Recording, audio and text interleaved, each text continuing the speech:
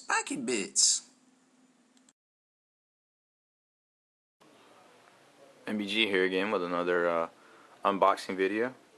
This time I have the Eldar Revenant Titan with pulsars.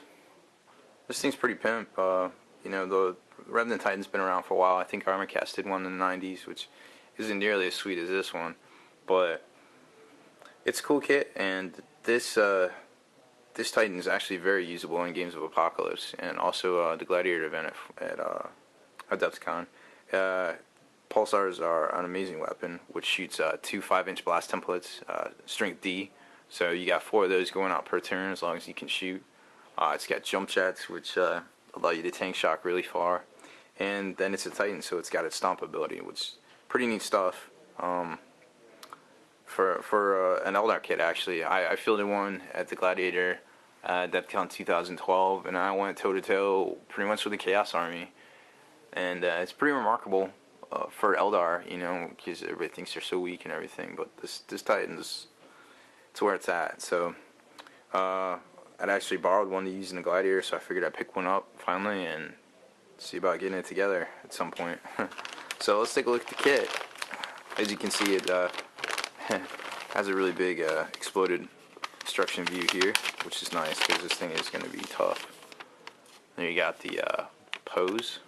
Now, when you're building Titans, it's always good to have a pose in mind before you start, because you need to build up from the legs and all. So there's all the different parts.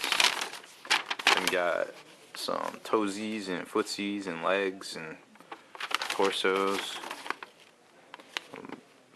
That's how the back goes together. There's your hollow fins, which generate that hollow field. A couple different things. Pretty sure this kit comes with a couple of head options and pilot options, because the fluff behind the actual Revenant is that they're always fielded in twos by twins that they're psychically linked together, so they don't, you know, they can just hunt in pairs, which is pretty neat. So let's take a look at this first bag.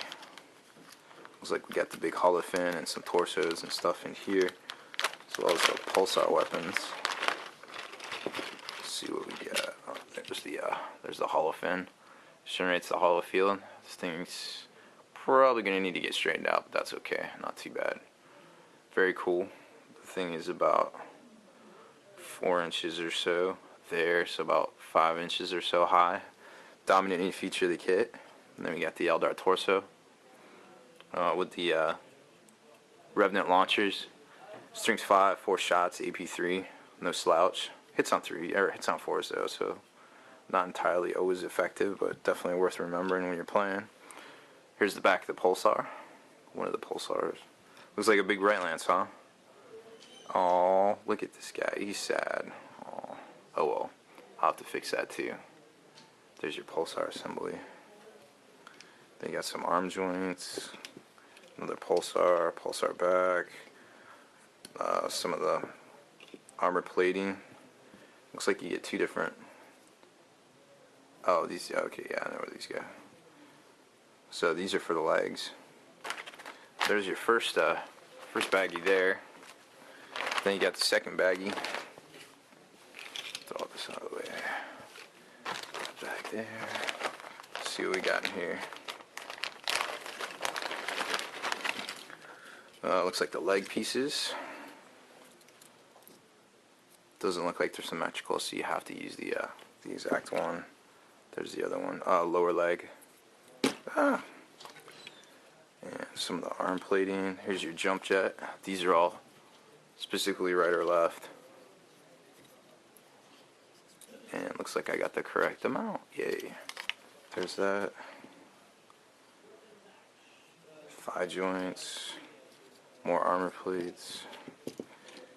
Very cool stuff. I mean, just look at this bit. It's got like built-in jump jets. You got some gems. The armor plates mount to there. Pretty cool. The hip jump jets, not the ones mounted on the shoulder there. Looks like here's the top of your helm. So we got one helm, and here's another crest. 2 different crests. Oh, one has a gemstone on it. Cockpit. 3 helms. Sweet. Another cockpit here, and So we got two different versions of the face. And then you got two different pilots. Like I said, they're usually twins. So I'm not sure. Let's see, get closer. Yeah, they look different. Pretty neat. You don't want to feel the same twin. That would just be awkward. And then the rest of the parts are just different armor plates and feet. Here's your feet. Got some nice texture on the bottom there. Remember when you're doing the feet that the gem side up, you don't want to do it the other way around. That would just be silly. Here's looks like what you mount the legs to. Take a look back there. But anyways, it's a rather large kit. I mean, as you can tell, it's got a lot of pieces here. So a lot of different options. I think it's neat that Forge Roll gives you two different heads to use. Here's your inside of your, basically what the princess or the pilot of the vehicle sees. Neat. So yeah, overall pretty cool kit. I haven't got into it yet, so I'm not really sure what I'm going to be dealing with, but with everything Eldar, it's smooth flowing and very organic, so whatever I do, got to make sure the pose looks good.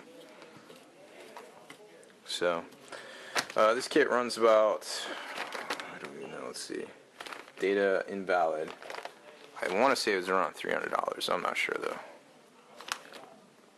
Yeah, they have it marked out. But anyways, so it's one of the cheaper of the Titans, but nonetheless effective. As like I said, I went toe to toe with the Chaos Army, and we also fielded a Chaos Titan.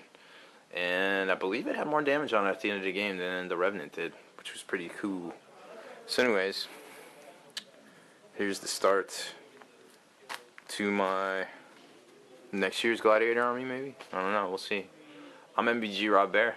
Thanks for watching my video. Spikey Bits.